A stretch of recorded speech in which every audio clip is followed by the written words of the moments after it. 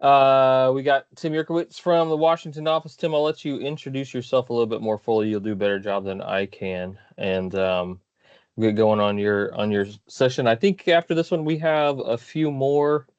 Um, can't remember what next week is. I'll have to look at the agenda. But I did want to say, I think I mentioned it last time. We got the YouTube playlist for all the most of the rest of the sessions up now, and I think I still need to post the last one. I'll do that here the next day or two and let you guys know. With that, though, I'll turn it over to Tim, and appreciate it. Usually get about 25, 30 people here, which is about what we have, I think, in the crew now, mostly Region 5 folks. And yeah, man, I'll let you have at it. Go for it.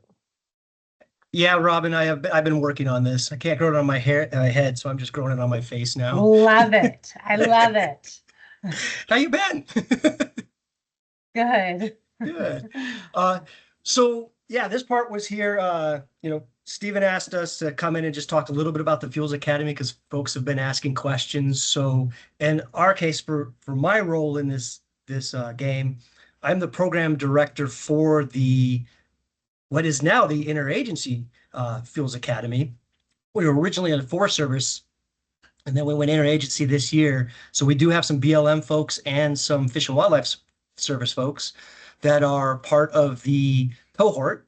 And for us, well, and Robert Tringato here, who is the director of PFTC, and Fuels Academy sits underneath PFTC, which is kind of cool because we now have a holistic program for prescribed fire and fuels, where we in the Fuels Academy deal with the non-operational side of training our personnel.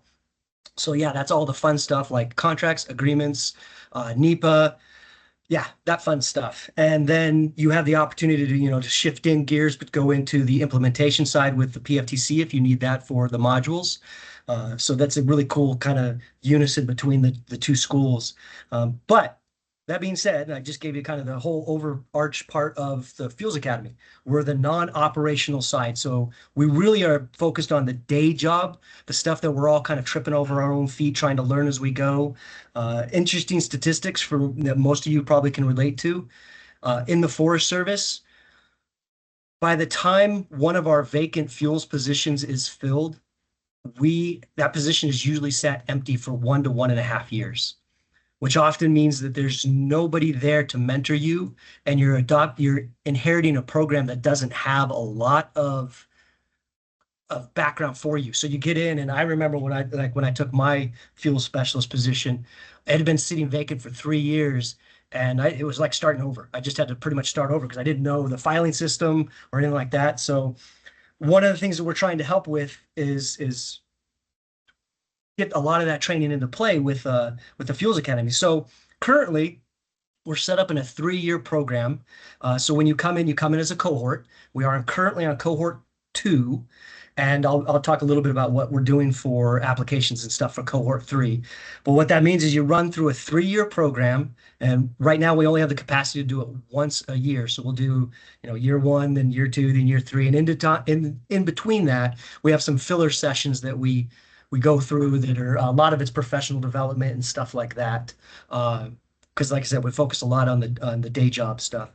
But so year 1, it's really the fundamentals. So what we do is we start back with a lot of the getting the data for people who have asked those questions, who's asking you the questions. So sampling, monitoring. We have some classes on writing, because that is the bread and butter for fuels. We do a lot of writing. Not only if it's not just a tech, you get into writing as the specialist, like you all know. So that's what year 1's a lot on, setting up raw stations and stuff. And then year 2, we focus a lot on the project level. So that would be more like you're the fuel specialist or the fuels AFMO, and you're working at that project level. So we go into how to present your pitch piece. And that surprisingly was an extremely popular one because we're all having to sell our story to somebody, whether that's an internal stakeholder, external stakeholder, our district rangers. That's one of our biggest people. Sometimes we have to overcome our own internal personnel like biologists, hydrologists, foresters.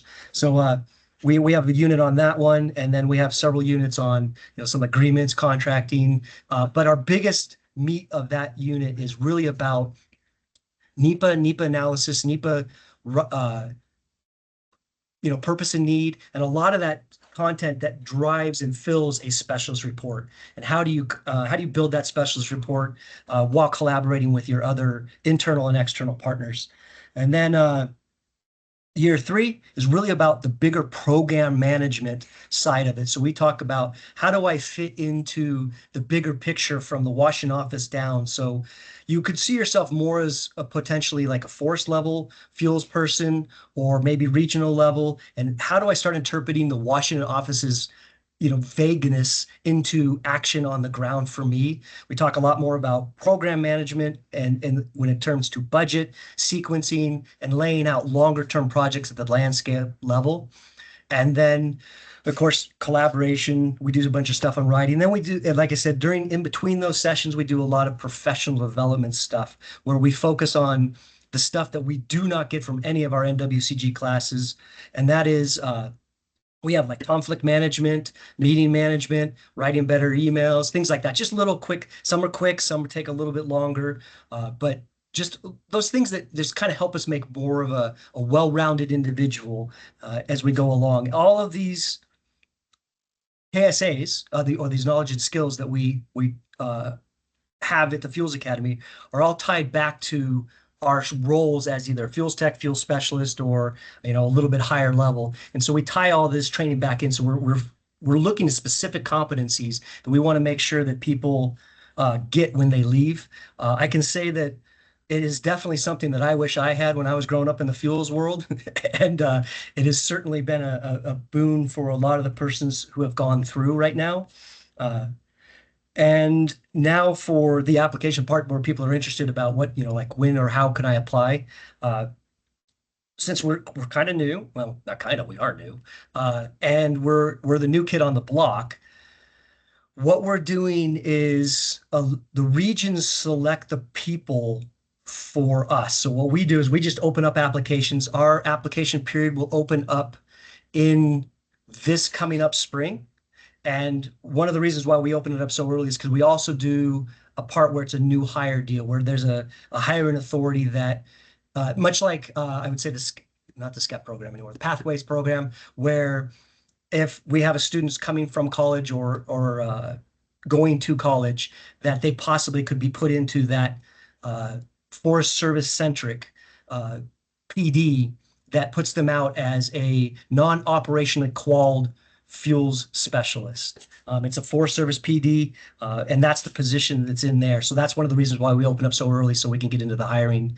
I think we're phase 4 this year for the hiring cycle. But more information will come out when we do that. But so yeah, you just get in for that. You basically just start talking to your supervisor, push them through, let them know. Eventually, all trickles up to Stephen, and then when we do our call for selections, they rank them all out, and then that's how we do our selection process. It's really dependent on the regions. So I think since Stephen said I had 10 seconds to do that, I think I went over my 10 seconds. But hopefully they answered a bunch of questions and Q&As or anything like that, and hopefully I got what you want there, Stephen. Yeah, no, I appreciate it. We just kind of wanted a little bit of an overview of the academy, and I think that was it. But do you have some time for a few questions from folks? I know I've probably got a couple, and there might be some more. I know you guys are maybe a little pressed for time, or do you got time for a few questions? Oh yeah, totally. Now that it's at this time, yeah. Okay. Being in right on. Albuquerque,